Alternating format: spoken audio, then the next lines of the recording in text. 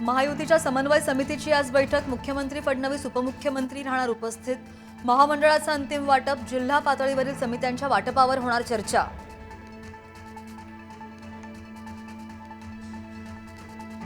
राहुल गांधी पुण्यानंतर नाशिकमध्ये येणार संघटन मंत्र।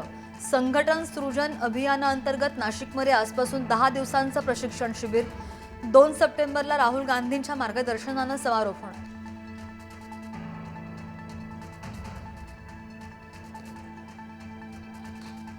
आरक्षणाला विरोध करणाऱ्यांवर देशद्रोहाचा गुन्हा दाखल करा, केंद्रीय मंत्री आणि आरपीआयचे अध्यक्ष रामदास आठवलेंची मागणी। आरक्षणाला विरोध करणं म्हणजे संविधानालाच विरोध, आठवलेंची संतप्त प्रतिक्रिया।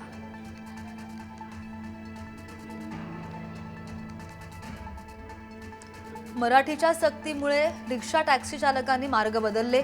नोटीस बजावलेल्या चालकांचा गट हायकोर्टात याचिका दाखल करण्याच्या तयारीत। आरटीओ तपासणीची माहिती देण्यासाठी चालकांचा व्हॉट्सअप ग्रुप।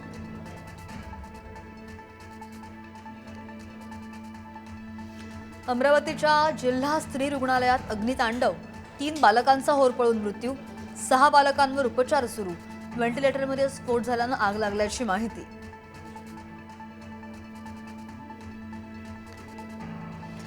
अमरावतीमधल्या दुर्घटनेची बावनकुळेंनी घेतली दखल। संपूर्ण घटनेच्या चौकशीचे आदेश। मृत बालकांच्या नातेवाईकांच्या पाठीशी सरकार उभं, बावनकुळेंची माहिती।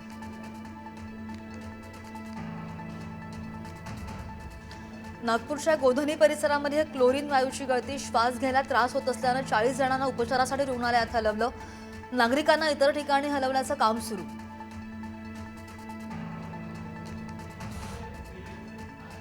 नाशिकमध्ये तुकाराम मुंढेंच्या सुट्ट खाद्यतेल विक्री बंदी निर्णयाला व्यापाऱ्यांकडून विरोध। मुंढेंच्या निर्णयाला न्यायालयात देणार आव्हान।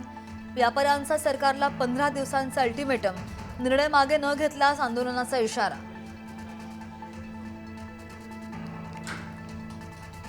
वाढत्या महागाईवरून शेतमजूर महिलेनं व्यक्त केला संताप।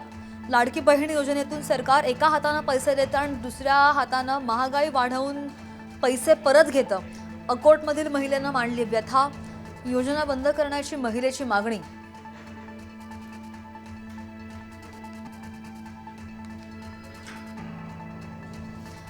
ढगांनी वेढलेले पर्वत आणि घनदाट जंगलांमधून धावणाऱ्या वंदे भारत एक्सप्रेसचा व्हिडिओ व्हायरल। मंगळुरू मार्गावरील घाटामध्ये वंदे भारतची यशस्वी चाचणी। जम्मू काश्मीरमध्ये मुसळधार पाऊस, चिनाब नदीच्या पाणी पातळीमध्ये वाढ। नदीकाठच्या नागरिकांना सतर्कतेचा इशारा। सलाल धरणाचे सगळे दरवाजे उघडले।